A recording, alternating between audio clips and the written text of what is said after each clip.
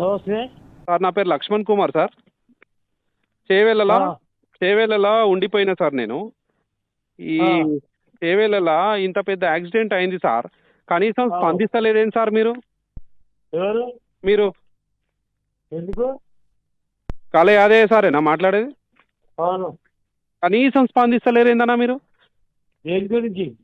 పిల్ల గంతగానం యాక్సిడెంట్ అయింది, అంతమంది చచ్చిపోయిర్రు.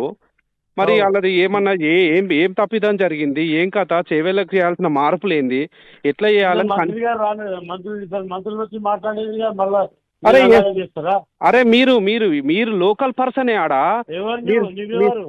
నా పేరు లక్ష్మణ్ కుమార్, గట్కేసర్లు ఉంటా. చేవెళ్ళలో 7 సంవత్సరాలు ఉండిపోయినా. ఏం చేసావు? నేను ప్రైవేట్ టీచర్గా పనిచేసిన.